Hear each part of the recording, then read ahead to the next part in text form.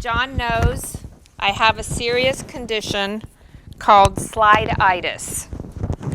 If I make a slide, can you hear me? It's very difficult for me to delete. Except I did have a spaz attack last night and did a lot of deleting and deleted one slide I wish I hadn't, so we'll see how that goes.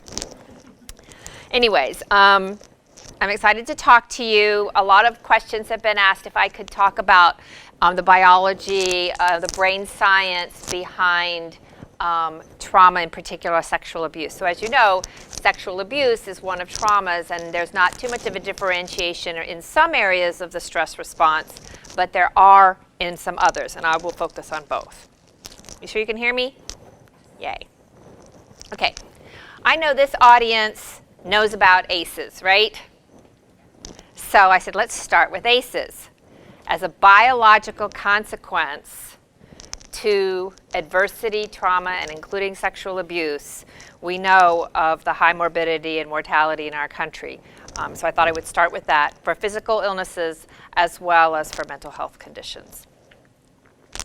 But going back to the beginning, when we're speaking about biology, we know that babies, human babies, require many more intense levels of caregiving than many other mammals.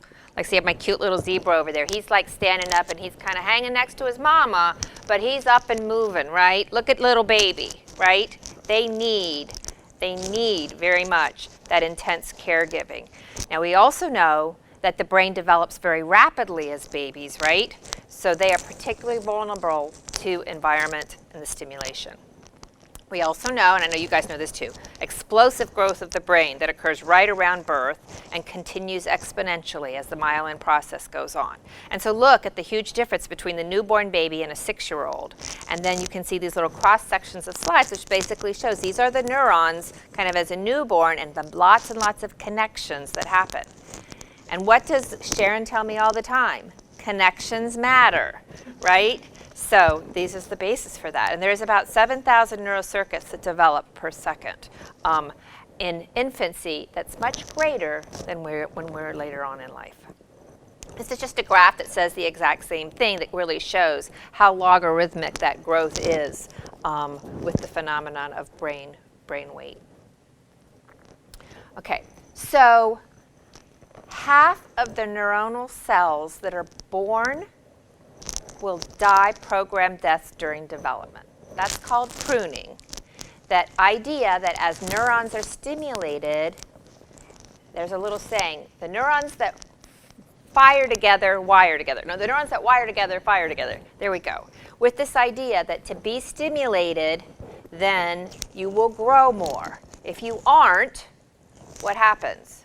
It'll kind of prune away. It's not being used. It's an adaptation mechanism to be efficient. So as you can imagine, that's why all of us are doing things like playing Mozart for our babies and making sure they have mobiles, and making sure we're looking in their eyes and we're stimulating and interacting with them so that we're providing them the environmental richness they need. And of some of that environmental richness, a cornerstone to early childhood development is attachment.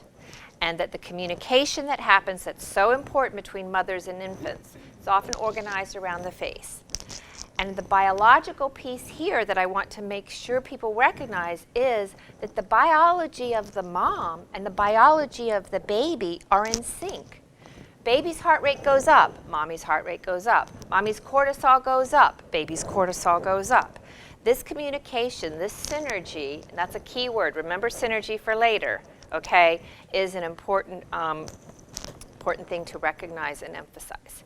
So that when we see these mommies looking at those babies that way, and you see the smiley, snuggly, eye contact, baby chortling kind of thing, that's science at hand. Isn't that cool? Okay, so now let's dive into the HPA axis.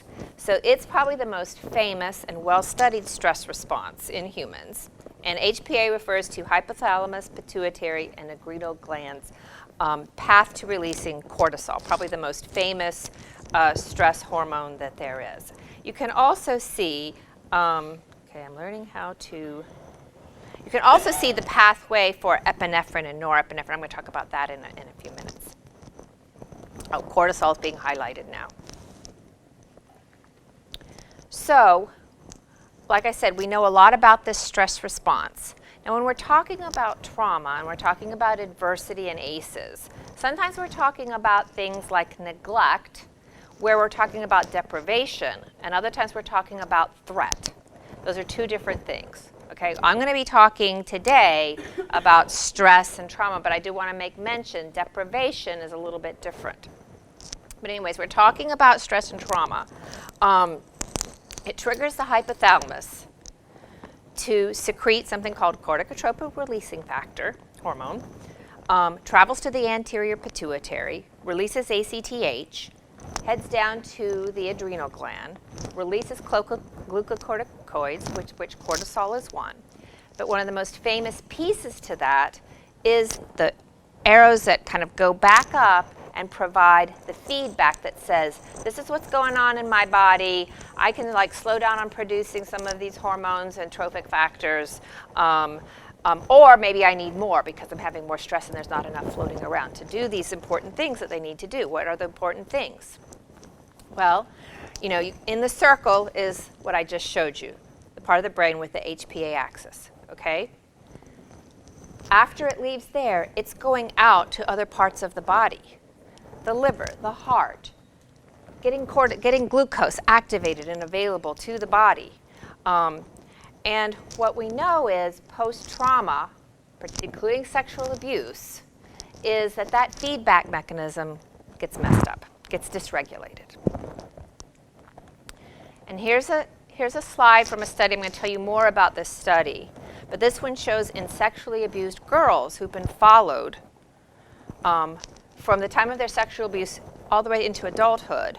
You can see this dysregulation in cortisol, such that the blue line is comparison normals. Red line is the cortisol levels in sexually abused girls. And what you see is early on a higher than normal response compared to controls, and as they get older, a lower than normal response. Okay, so we're talking about that as dysregulation. The other things we know is that under extreme or prolonged stress, high levels of cortisol not only affect the whole body, but they affect the brain.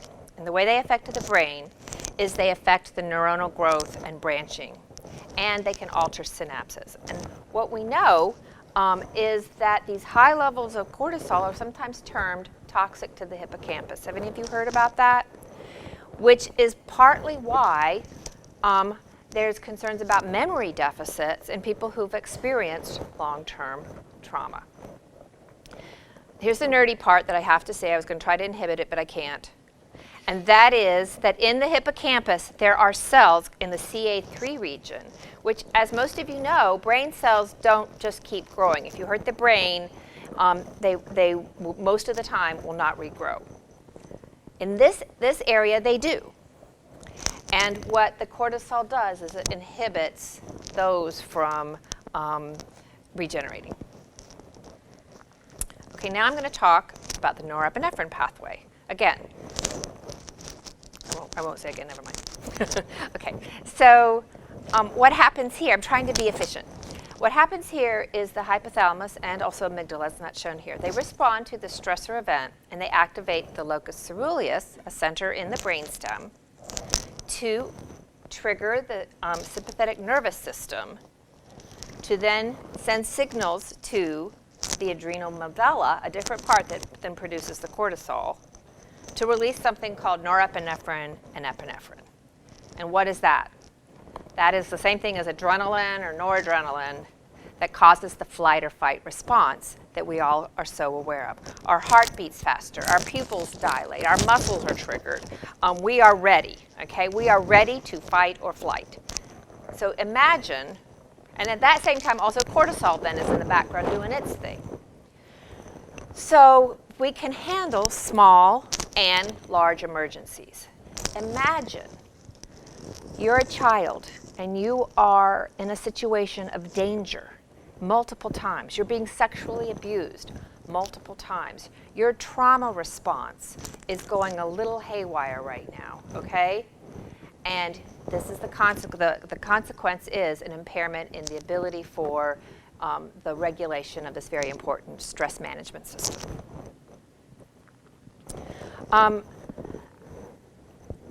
The purpose of this slide is, on the left side, two things. Multiple influences occur when we're talking about what's going to trigger the response. It's not just the trauma itself or the ACE itself. It's also how long did they experience it, what type of stress, the context, the age, your gender, your genes. Okay? Those are very important. On the right side, what I'm trying to also say is, yes, we've mentioned noradrenaline, which is the same thing as norepinephrine. Yes, we've mentioned CRH, corticotropin-releasing hormone, and we've mentioned the cortisol, corticosteroids. But look at all those other hormones that are still also in play. Okay, so it's not totally simple. There's neuropeptides and other hormones involved, which I'm not going to go into. Everybody will read a quick sigh of relief. Let's look at the brain, though. Let's look at the brain structure. So we know that trauma impacts several key structures in the brain, and the ones that are most highly impacted, and the ones that I've listed here, are those that underlie emotional regulation, okay? And when we see children who've been exposed to trauma, what do we notice about them? They are emotionally dysregulated. And when you're emotionally dysregulated, what happens? You're behaviorally dysregulated, right? And the basis for this is that these areas in the brain, you know, the orange, the green, the purple, the yellow, these are all areas in the brain that are important for emotional regulation. They link between executive functioning so that we can learn, problem solve, strategize when something's happened to us, how we regulate our rage, our fear, and of course, an anterior cingulate, which I always knew was going to turn out to be important, is a pathway between cortex and amygdala and feelings and executive function. These are all been impacted in trauma. Frank Putnam, Mike DeBellis, Marty Tetcher have all showed that post-trauma, these certain areas in the brain are smaller as a result of the trauma. And these are some of the structures. This one from Harvard's Developing Child program is a nice diagram of the nice, normal, healthy neuron and the post-traumatic stress neuron that is, as you can imagine, not going to be as available for connection and exchange of important information. This very dramatic slide, I've used it a lot, and maybe many of you have seen this before, is by Dr. DeBellis, who's also a Duke psychiatrist, that has actually shown that trauma decreases brain volume and connectivity. So in the slide on the right, this is the child who's had abuse. The slide on the left is the normal ventricles of a child who has not been abused.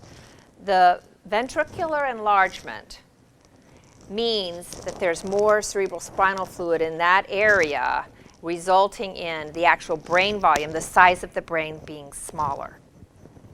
Okay, the other important findings he saw was that in these children who've been abused, the brain size was directly related to things like duration of abuse, age of onset of abuse, and the presence of post-traumatic stress symptoms, especially re-experiencing symptoms and dissociative symptoms.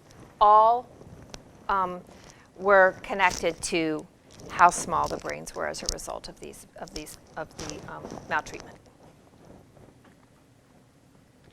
This one again, it's just so dramatic, even though we're not talking about not talking about neglect. I just felt like noting the extreme neglect on brain development in this slide was so dramatic. I wanted to include this since we know neglect is the most common form of child maltreatment.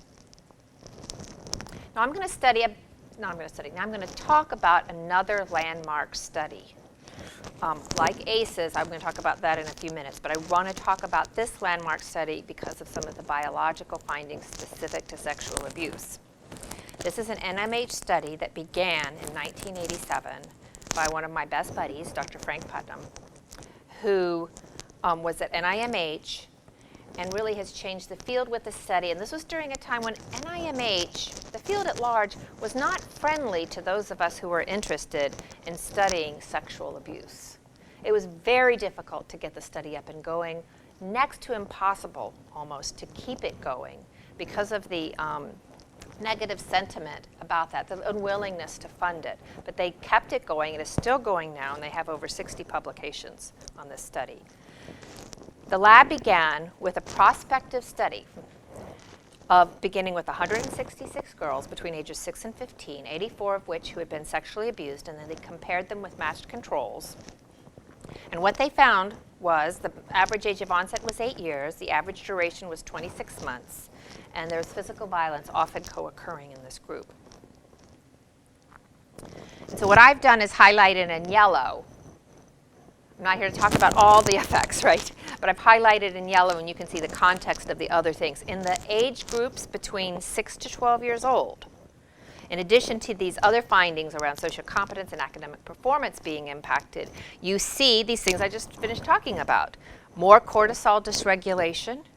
Anti-nuclear antibody levels have to do with immunology. Urinary catecholamines, that's the breakdown product of norepinephrine, so that means they had more circulating norepinephrine in their bodies. In the 12 to 15-year-old age range for children who'd been sexually abused, cognitive abilities, which I consider a biological piece, all of this is biology, by the way, but in particular, the rate of pubic hair growth going through puberty and reproductive hormones, LH and FSH, were at higher levels than controls. And I'll show you a graph on that in a minute. In the kids turned adults at age 16 to 23, we saw higher body mass indexes. Many of them were struggling with obesity and physical health problems. A lot more physical health problems. So this slide basically shows across the 3 age ranges I just mentioned, with red being the abused cohort, the sexually abused girls were more likely to be obese across development, with about 40% likelihood for obesity as adults. Now remember, that still means 60% were not, but significant. This slide is so meticulously done in that you can see for pubertal maturation, in this case, abused is the dark line, and controls are the red line. So in the top 2, these are for the measurements of when they were beginning puberty. So they're starting to get breast development. They're just starting to develop pubic hair. They're developing, the sexually abused girls were developing it sooner. Okay? So they're hitting puberty sooner. And they're completing puberty, transitioning to breast stage 5, full pubic hair. Puberty is completed in the bottom 2 graphs. It's a big deal, huh? This was an interesting way they did this. They ticked off with those little clicker tickers the activity, and so basically they were able to say hyperactivity, hyperarousal, more movement, and it was very interesting that they showed the sexually abused girls were a lot more active than their comparison group. And so here this is just kind of restating this biological dysregulation that they concluded was present. So Sharika's going to talk about this more, about epigenetics. I'm just going to tee her up with saying that we are now discovering that what happens to people affects their genes. We know this now. Trauma actually alters our DNA through something that we refer to as epigenetics, whereby the environment is interacting with the gene. So we don't have to say nature versus nurture, right? We're saying nurture affects nature. I'm going to let her talk more about this, and she's going to talk some about specific to the Smoky Mountain study. So I'm going to tell you some more things related to some data that we've collected, but I want to do that by introducing where we got that data. Now, how many of you are familiar with the National Child Traumatic Stress Network? Yay. I want you to be familiar with it, both because of some of the work I'm going to tell you about, but most importantly because of the resources that are free, government-paid resources for you to be able to download that you can access at this website. And the NCTSN's funding by our government, Congress mandated that this be funded when they looked out and saw that there was very little that showed how children who'd been exposed to trauma were doing and what the services were, how effective they were. They came up with a 0. They didn't know. So they mandated back in 2001 that the NCTSN be formed to raise the standard of care and improve access to services for traumatized children. We began with 17 sites, and now we have 100 funded sites. And we have 150, these need to be updated, prior funded affiliates, people who've been funded in the past. I work at Duke. We are the coordinating center with UCLA to coordinate all of this. And these are clinics and centers that are working across most of the states in hospitals, universities, and communities to increase this access and quality care. And because I deleted a slide, I forgot to include my slide that tells us what sites are here in North Carolina. Do you guys want to know about those sites here in North Carolina? Yes. Okay. Well, one is we have 5, which is a lot considering North Carolina is not the biggest state, right, in our country. One is in Durham. It's called the Center for Child and Family Health, which John mentioned that I was one of the co-founders for. They've been part of the network for many, many years, and what's been wonderful about that is that we can understand what's happening nationally, the state of the art, and bring it to our own backyards, right? And we have been doing a lot of dissemination of evidence-based treatments, and I work with Dr. Dana Hagel to disseminate an array of trauma-focused evidence-based treatments through our North Carolina Child Treatment Program. Duke and UCLA are the national center, so we have the Duke National Center. We also have a Duke and UCLA site that concentrates on suicide and substance abuse as it interfaces with trauma. Dr. Kelly Graves in Greensboro has, through her Kellen Foundation, a Category 3 grant that she's working on. Bill Painter and his colleagues in Charlotte have a family-centered treatment grant that's working with children largely in foster care and residential care. I think that's 5. Yeah. The NCTSN brings together expertise across all these traumas and adversities, working with key systems of care.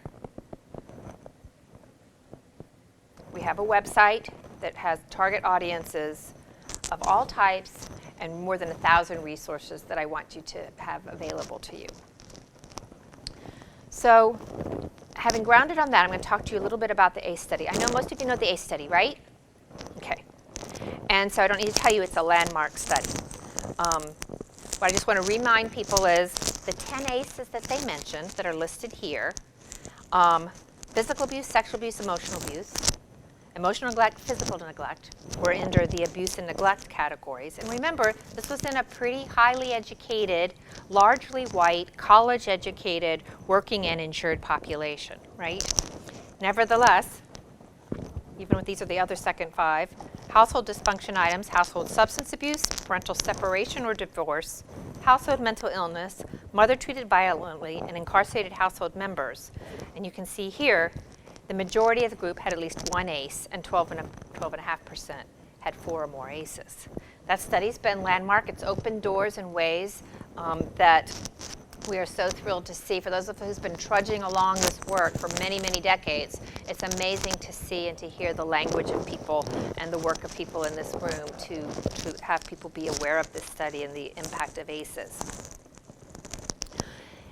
ACEs joins a lot of other terms, all of which sometimes can get confusing about which term are you supposed to use. And so this little pediatrician here is a little bit confused sometimes when we're talking about trauma and ACEs and adversity and allostatic load and child traumatic stress and complex PTSD. So the main point of this slide is to say be conscientious and always be explaining what you're talking about when you're talking about these terms. We have a slide set that I want to make sure people are aware of, and you can use any slide or all of these slides free for any reason you want to do good. Which, to train your staff, to do policy work, to make sure that, judges and daycare providers or whoever understand about these things and don't have to go read a bunch of articles to find out. That's what these slides were created for. And they just list the things I've already talked about. You know, the high impact of ACEs on the most highly morbid and mortal conditions in our country, on mood disorders and other psychiatric illnesses, on worker performance, on a number of variables that I think you all are familiar with. What I want to talk about, well, before I talk about what I want to talk about, I have to also let you know that within the NCTSN, the sites that have participated in a core data set, so these children that are showing up in their clinics are being asked about their trauma types, including those ACEs, but also more than just those ACEs. They're asked up to 20 traumas. And so I think, again, it's an important point that when you're talking about your ACEs kind of terminology, that we remember that there are other important things like community violence and school violence and hurricanes and other natural disasters that we have to remember to explain and add as we're talking about that. This slide illustrates within the National Child Traumatic Stress Network. So again, real time, not retrospective asking adults what happened, but children who are being seen in clinics. And you can see that the 6 of the 10 Folletti ACEs are very dominant near the top. The one that beats them all out is traumatic loss bereavement for children and families. And then you see a number of others. And what's important to know is that over 40% of the children, not 12.5%, like in the Kaiser study, over 40% of children and adolescents served by the NCTSN experienced 4 or more different types of trauma or adversity. Okay, this is to help you guys remember about synergy. How many are familiar with this drink? How many of you like this drink? How can you like this drink? This is the most horrible thing I've ever taken a sip of. I can't stand it. And so the 4 of us who were working on the CAN narrative, we were working on this data about synergy. So we thought we were so cool. We go to share and we're bringing back the bottles to share, and there was 4 of us, right? 2 of us couldn't even swallow it. The other 2 kind of liked it. I think mainly because they liked that we were talking about synergy, and so they were going to like it no matter what. But so for those of you who like it, I salute you, but I don't understand you. But now you will remember synergy, right? Which is the point. So there is a complexity to our ACEs that I want you guys to be aware of. Here is an example of synergy between ACEs for females. So that if you're looking at, in this case, psychopathology in adults, this is an adult sample. And the psychopathology is such that you have 2 or more conditions, like you're depressed and anxious, or you have PTSD and depression, or PTSD and substance use, at least 2 conditions to be considered complex adult psychopathology. Sexual abuse offers a certain amount of risk. Domestic violence offers you a certain amount of risk. Sexual abuse and domestic violence, when both present, are not just additive, but look at that little purple booster box. That pushes the impact up so that it's more than just if you added the 2 together. They interact in this interesting way that's more than 1 plus 1. 1 plus 1 doesn't equal 2. It equals 3 or more, right? In males, we saw the same phenomenon. Substance abuse risk, mental illness risk, the 2 together, look at that purple box. And so the authors, Drs. Putnam, Harris, and Putnam, Frank's wife is a statistician, published this in the Journal of Child Traumatic Stress. Here's another look at it with another look at sexual abuse, because I wanted to emphasize sexual abuse of a slide that Dr. Putnam created. This one is interesting because he accounts for baseline. There's a certain baseline risk that's all present that you might have some psychopathology, right? Well, you look at the red box, in this case is poverty. The blue box is sexual abuse. And poverty and sexual abuse co-occurring, we see this impact that is more than just the 2 of them simply added together. So in their paper that they published on this study that looked at the National Comorbidity Survey, and this is an adult study, they found that for females, the most potent adversity was sexual abuse, in that it was synergistic with domestic violence. So sexual abuse and domestic violence, remember we saw the purple box. Sexual abuse plus crime victimization, see a purple box. Sexual abuse and poverty, sexual abuse and parental mental illness, sexual abuse and loss of a parent. You're going to see more impact than just the two added together. In males, the most potent adversity in this data set is poverty. Poverty and sexual abuse added together to be more than just the two added together. The impact was more than the two added together. The same with parental substance abuse and loss of a parent. And an aside that Frank told me was that our understanding is that the loss of a parent alone is not what's going to give you the psychopathology risk, okay? It's that kind of resiliency that gets eroded away, particularly when it's in combination with another adversity, okay? So back to our NCTSN, I want to mention their data set because I'm kind of excited. Because this is hot off the press. Literally this week, we're going to work on having a paper come out, but this one illustrates here this idea that some childhood adversities are more synergistically reactive than others. In this case, we were looking at the behavioral outcomes on the child behavior checklist, so internalizing and externalizing symptoms. And what's really important about this slide is that a number of our ACEs and traumas are synergistic with each other, okay? A fair number of them, as you can see. Some of them are more synergistic than others. Look at the amazing number of synergistic interactions for sexual abuse. So we have replicated in this sample what they were finding in that other sample. So when we're here to talk about the impact of sexual abuse, this data speaks for itself. This is so, so important to acknowledge. This is policy impacting data, okay? And I'll explain that a little bit more. The other thing that's important about this is when you degroup. So overall, when we looked at it, we found some synergies. We found about 20% synergies. It was when we broke it up into the early childhood group, the middle-age, school-age group, and the adolescent groups that all of this started popping out. So what does that tell us? Development matters, right? We all know that. Those of us who work with kids, we know development matters. So I made a big deal about that. Okay, so what does this mean when we're talking about ACEs, trauma, and adversity? And we talk about the score, okay? The score is very important. Why is the score important? Well, we've learned over many years of research, including Dr. Folletti's study, that risk is cumulative, that impact is cumulative across many domains, right? Health, physical health, suicide, risk behaviors, right? But now we're also learning the score is not enough, okay? All ACEs are not equal. Some are more potent, and some interact in ways to make impact higher, regardless of their ACE score or their trauma score, okay? We also know development matters for when it occurred and the impact it will have based on when it happened, right?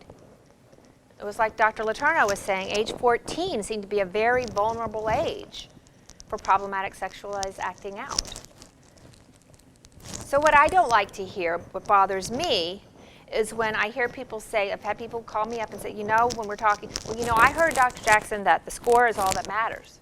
It doesn't matter what the individual trauma themselves are. And that's not true, okay? That's not true. So that's what I want people to be aware of. Okay, back to our pediatrician. Struggling with terms. I want to throw out one more term. What is child traumatic stress? I'm going to talk about this because we're not just going to be talking about the exposures, we're talking about reactions, right? So child traumatic stress refers to the physical and emotional responses that involve danger, perceived danger, threatened life or physical integrity of a child or to someone they love and need, right? And it overwhelms their capacity to cope. They feel terror, powerlessness, out of control, physiological arousal. You know, the car does a massive kick fire in the parking lot. What do? They startle. Just like veterans hit the floor sometimes, children the same. It's also an umbrella term, because what we've learned is PTSD is not the only thing. PTSD is very important, and there's often subsyndromal PTSD where the kid's just having flashbacks, or they're having hyperarousal, where they're feeling really numb and avoidant, or they're having behavioral problems. It's also related to new onset related to the trauma, depression. Not depression like necessarily DSM-5 depression, but the depression when you are standing there and you just see your older brother shot before you by a gang drive-by shooting. That's a different kind of depression. Anxiety and fears, substance use, emotional dysregulation, affect instability, and disruptive behavior. This is me saluting the post-traumatic stress disorder phenomenon that's in DSM-5, how important it is to assess and to understand the reactions of these children,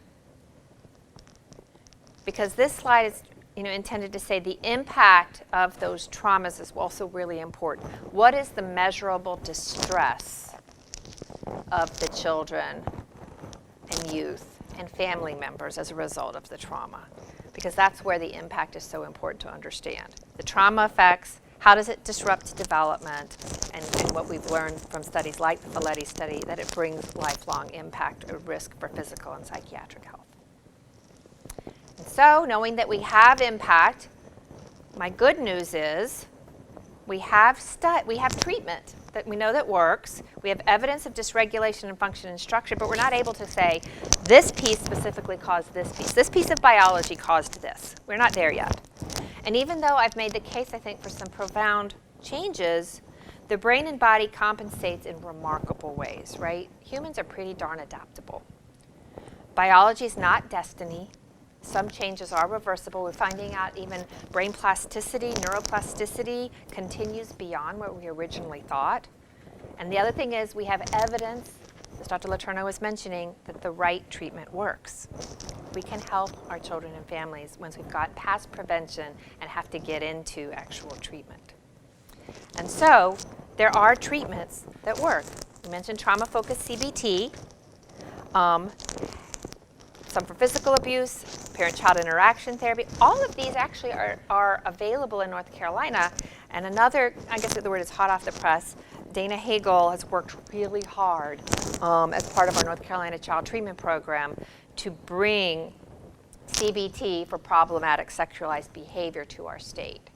And it's been present in the little tidbits here and there, but we're at CCFH in the North Carolina Child Treatment Program doing a pilot across all 3 age ranges, adolescent, school age, and young children, on how to deal with problematic sexualized behavior. And you'll hear more about that probably in the coming months. There are also treatments out there that are building the evidence base. They feel there was a gap in the science. We need to address this. Let's start building it. Some of these are for the more super complicated kinds of cases. Or perhaps they've been shown, like some of the suicide work that we know, suicide prevention work that we know that works. But now we're going to say, well, does it work in traumatized youth? What are the special considerations? I'm a doctor and I'm in the emergency department. And can I tell you, how often when I have worked in the ER and I'm on call, the kids that come in the emergency department, guess what percentage of the time that trauma is involved? Guess. 80? 90? I'm saying, my empiric brain, right? But I'd say 90% of the time that I've been on call, the kids that I'm seeing, largely for suicidal, sometimes homicidal, completely dysregulated behaviors, is 9 times out of 10 trauma's involved. And family problems, lots of family problems related to trauma. Okay. That's the end for me, and I'm going to turn it over to Sharika.